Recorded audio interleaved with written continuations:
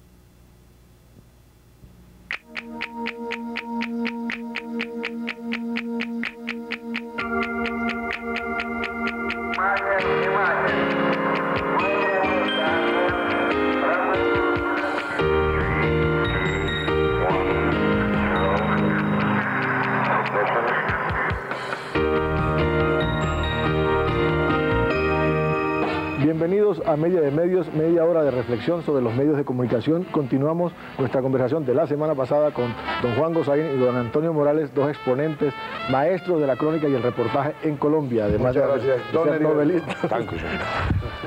Una pregunta que dice, es decir, nos hemos pasado hablando media hora sobre la crónica y el reportaje y no les he hecho la pregunta de rigor que seguramente los estudiantes de comunicación se estarán haciendo conmigo. ¿Cuál es la diferencia entre lo uno y lo otro? Pero esperen que lo va a contestar Héctor Rincón y Jorge García Busta primero. A ver si coincidimos. La frontera entre uno y otro género es muy delgadita. Y la definición es muy ardua porque hay que darse la pela intelectual. Quizá esa es la razón por la cual algunos profesores universitarios han optado por decir eso no existe. Porque es tan complicado meterse en la definición y que además es tan particular también porque cada uno tendrá cosas. Que de pronto ahí se encuentra uno de los motivos por los cuales, repito, es mejor no quebrarse el coco tratando de distinguir los límites entre esto y aquello. Pero yo encuentro que no es tan difícil, aunque es discutible. Yo creo que la crónica exige un comportamiento redaccional cronológico. Partamos de ahí. De cronos. De cromos. Es decir, cronos, hay que empezar por el comienzo. No quiere decir que sea una cosa aburrida, pero sí ir transmitiendo cómo fue el desarrollo de los hechos. Cómo fueron sucediendo las cosas o cómo han ido, o cómo es un día en esta comunidad indígena del Baupés. O cómo sale el pescador a Tatán. Exige cierta organización mental y cierta estructura redaccional de contar las cosas más o menos al derecho. En el tiempo. Con el tiempo. No quiere decir que no puedan arrancar por el final. Claro que puedes arrancar por el final. Si quieres, puedes arrancar por el final del día para hacerla pues como en cuestión de tiempo. Porque tú lo organizas en el tiempo que tú quieres. Lo tienes en cuenta cuando lo organizas. Es lo que quieres decir, claro. El reportaje, como noticia completa que la define García Márquez, es dar todos los elementos informativos sobre un acontecimiento o todos los elementos informativos sobre una persona que lleven a que la gente la conozca en el entorno en que está y en la cual podía haber frases de la persona. Acá se hizo un seminario sobre crónica en el que al cabo de 5 días de trabajo, de reflexión, de discusión, se llegó a la consideración de que la crónica se diferenciaba del reportaje en que el reportaje podía tener más libertad formal en el manejo de los hechos y en el que la crónica de pronto se ocuparía a través de un elemento o de un hecho aparentemente subalterno, sería capaz de dar una visión más profunda de la realidad. Pero cada quien con su propio oficio, con las propias experiencias de su trabajo, en géneros que son tan cercanos, va sintiéndolos de una manera distinta. Muchas veces, en un reportaje, o en un segmento de un reportaje, en el que hay mucha descripción, o en el que hay mucho muestreo de cosas, de pronto uno siente la necesidad de un gran segmento interpretativo. ¿Sí? Eso lo invalidaría como reportaje, lo acronicaría. ¿Qué sería eso exactamente?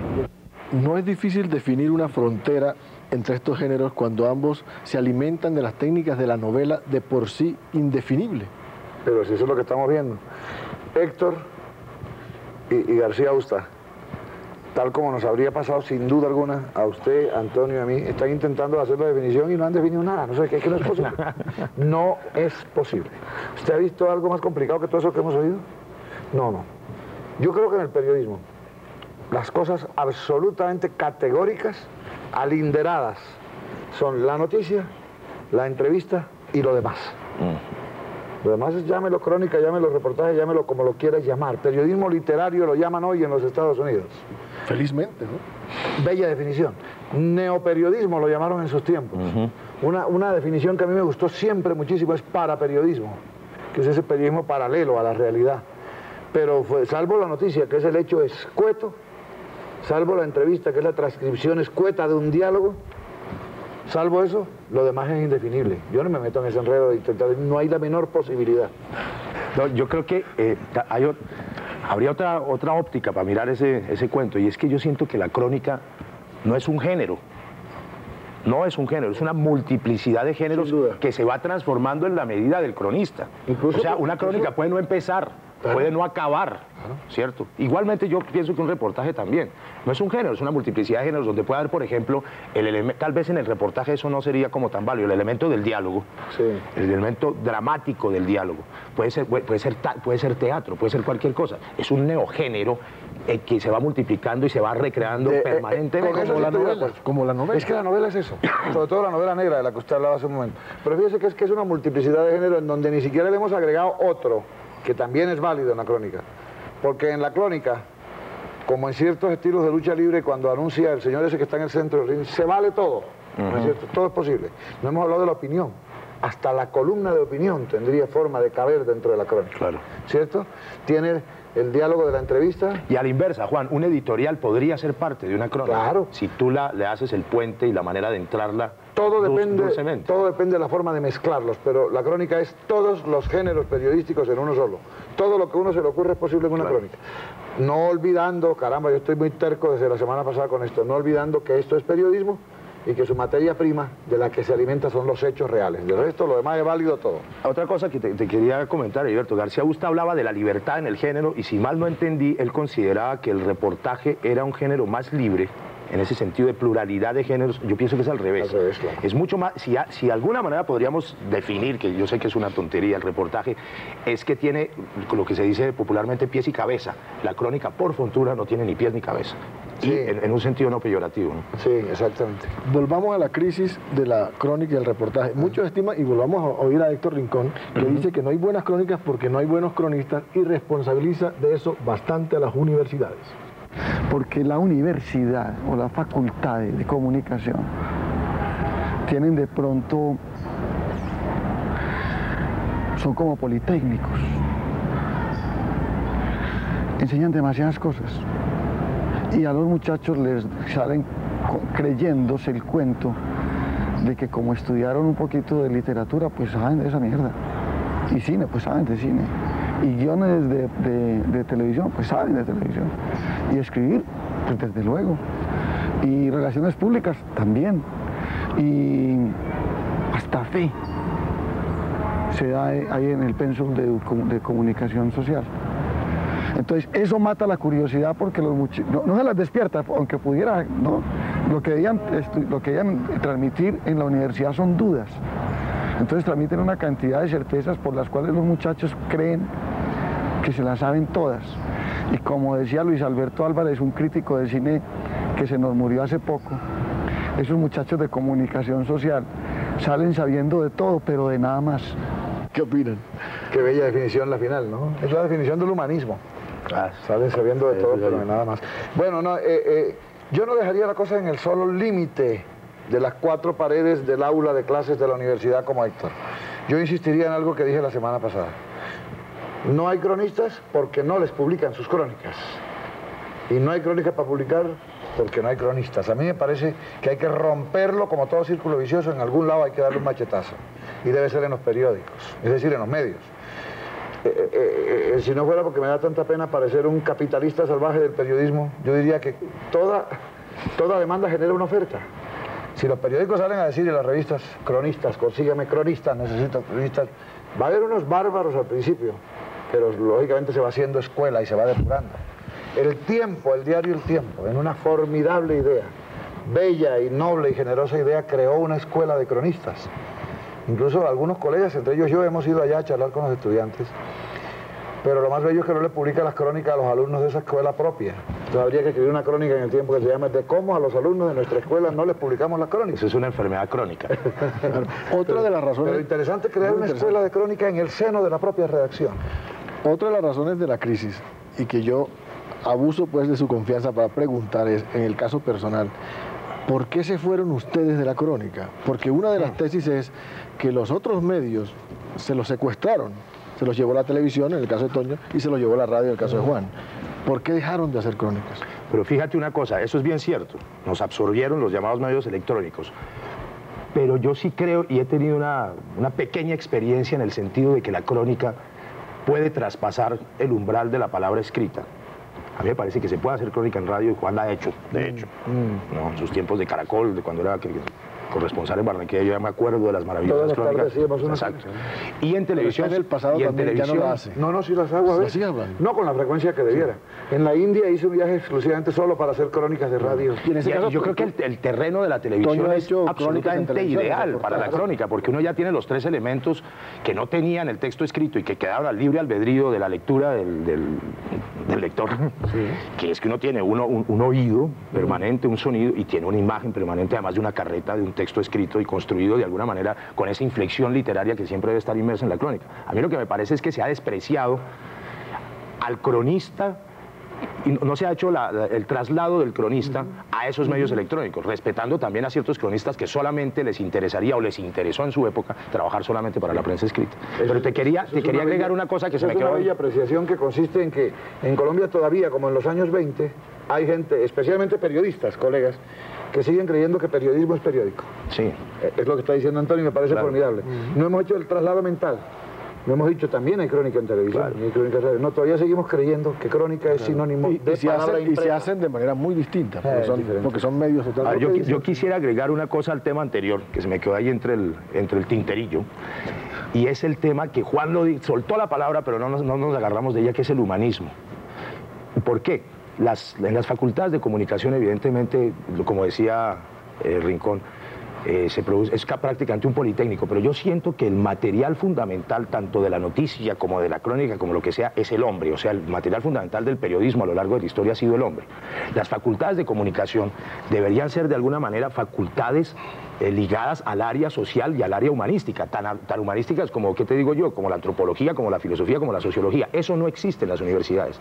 Si existiera ese tamiz donde se colaran una cantidad de elementos de la vida y de la historia, y sobre todo la reflexión histórica, que es tan importante para la crónica, tendríamos que los cronistas saliendo de las universidades. Pero es que el pensum no le funciona al humanismo, le funciona la tecnocracia.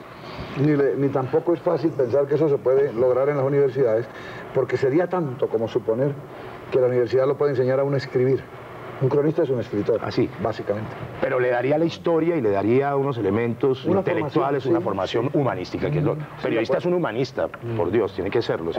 ¿Cuáles son los elementos esenciales de una buena crónica o de un buen reportaje? El sabor. Eso. Primero el sabor. Yo insistiría en lo que dije la semana pasada. Primero la sensibilidad. Quien no tenga una especie incluso es una enfermedad, no es una virtud. Esa cosa que se llama hiperestesia, que es la sensibilidad a flor de piel. Sarpullido. Que no sea capaz de percibir en el aire el olor del hecho, ¿cierto? La fragancia de la crónica, que no se meta en eso.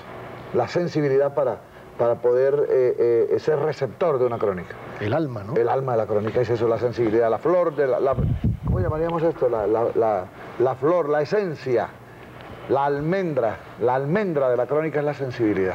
Yo creo, el sabor que dice Antonio, sabor, gracia para contarlo, capacidad de escritor. No, es que para eso no es un género menor de la literatura como piensan algunos periodistas. Cómo me encanta ver a García Márquez de regreso. ¿Ah? Con que esto era un género menor, ¿no? Y el más grande de todos ahora está de vuelta al género, me parece. De pronto hay otra cosa, con lo que tú me preguntabas, Fiori, y es, no sé si tú lo has sentido, Juan, es el ritmo. Es casi como la sonoridad, la musicalidad. El ritmo de los tiempos en la crónica es una cosa que tiene que ser absolutamente bien manejada. Hay ritmos, hay cosas que van y vienen, hay acordes, es como la música, hay melodías, hay arpegios, hay un montón de cosas. El cuentico bien cantado. Bien cantado. Sí, pero un momentico. Un sentido de la libertad en la crónica. Yo siempre cuando escribí crónicas, que es lo que me gustaría volver a hacer, además es lo único que anhelo volver a hacer, lo que le da al cronista el peso en la cola, la sensación de que puede con lo que le pongan, es el sentido de la libertad para hacerlo. ¿No será eso también como el sentido del asombro frente a lo que va a haber? Ah, bueno, perplejidad sí. La perplejidad, y para poder contar... El que no se asombre frente a las cosas. En esta época no hay mucho de qué asombrarse. Fíjense que ya las máquinas no traen signos de admiración, porque ¿para qué si somos las máquinas de escribir antes traían esos signos. Increíble, ¿no? Ahora es todas interrogación. En esta época de indagatorias y de solo interrogaciones. Pero no abren, sino que cierran. Por eso, medio interrogado. Son norteamericanizadas las Por máquinas. eso, pero si usted no es capaz de asombrarse, si a usted una historia no es capaz de causarle perplejidad, asombro, incredulidad, hacerlo brincar y decir esto es increíble, a lo mejor no es increíble, es una historia común y corriente, pero lo que la hace bella es su sensación de cronista de que eso es insólito. Tú que eres un hombre de San Bernardo del Viento, yo pienso otra cosa, que si bien es cierto que en términos de los medios nacionales la crónica está francamente derrotada, yo no creo que en la provincia esté del todo derrotada. Me encanta. Si tú te pones a ver los periódicos de provincia, las pequeñas revistas estudiantiles, las pequeñas revistas de núcleos culturales, hay cronistas y excelentes cronistas en la provincia. Evidentemente, con el San Benito de no vivir en la ciudad y de no poder acceder a los grandes medios nacionales, pero yo pienso que en la provincia, además, la crónica es provinciana en el sentido de que narra el universo pequeño que se convierte en el gran Tolstoy. universo. Los mismos colegas que hacen el diagnóstico de la moribunda crónica y el reportaje son como tú, optimistas de la crónica. Miren lo que ellos dicen. Yo creo que llegará el día en que los periódicos se van a dar cuenta que para no morirse tienen que volver a eso, a hacer buen periodismo y a hacer ese tipo de periodismo, que es lo que, digamos, es el periodismo fundamental de la prensa, o sea, darse cuenta que tienen ahí un arma y que para ganar lectores no hay que hacer tantos concursos, no hay que hacer tantas promociones, sino que hay que hacer buen periodismo, ¿no es cierto? El éxito, en mi opinión, que tienen los libros periodísticos alrededor de temas que han sucedido o de temas que se investigan nuevos, periodísticos, demuestra cómo sí hay lectores, que lo que no hay son medios. Que es que los medios se han equivocado en el camino de enchuflarse por la misma ruta televisiva o mantener vigente el menú radial. No tienen autonomía, no tienen propuestas nuevas para un lector que definitivamente necesita que le digan cosas de prensa escrita, que no le reproduzcan radio. Antonio, Juan. Yo creo que hay que ser optimistas sobre el futuro de la crónica en Colombia, pero con varias condiciones. La primera es una que a mí me ha estado dando vueltas hace mucho tiempo y Antonio ya la ha precisado aquí con maestría. Hay que quitarse de la cabeza la idea de que crónica es periódico solamente, es decir, medio impreso. No, estamos en un mundo cambiante. Ya no estamos en la época de las gotas de tinta de Luis Tejada, ¿cierto? Ya hoy en día la televisión es el medio de los medios y hay que aprender a hacer crónicas en televisión. Ese es el futuro que nos espera.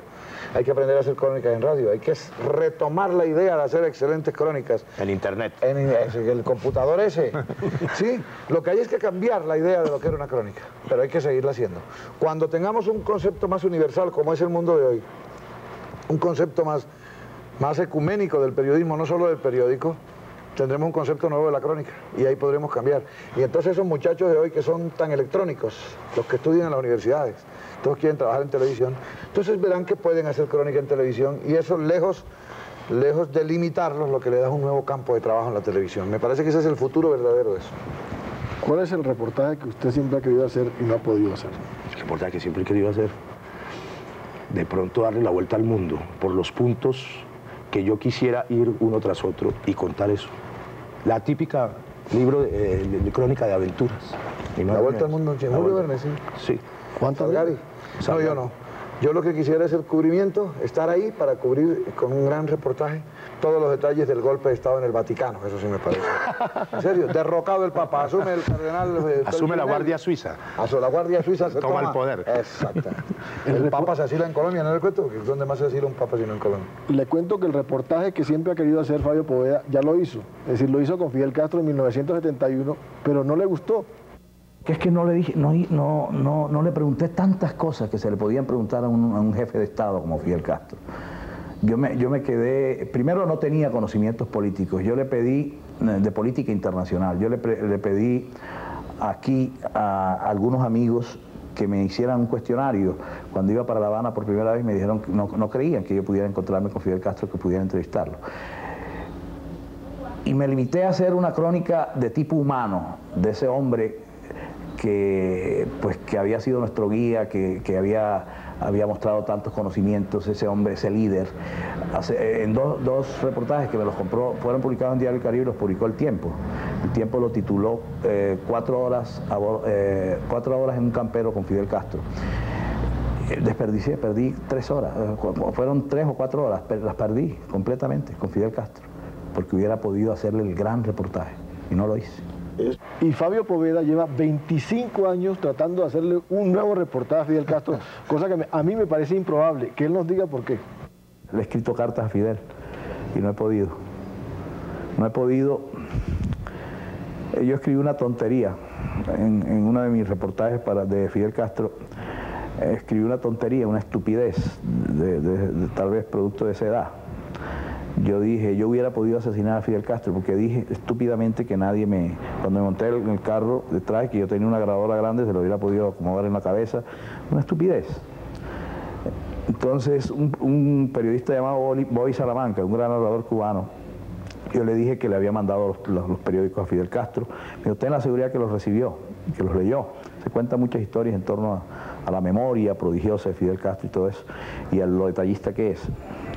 Y yo dije, ¿por qué nunca me respondió? ¿Por qué nunca a través de uno de sus asesores me mandó una nota?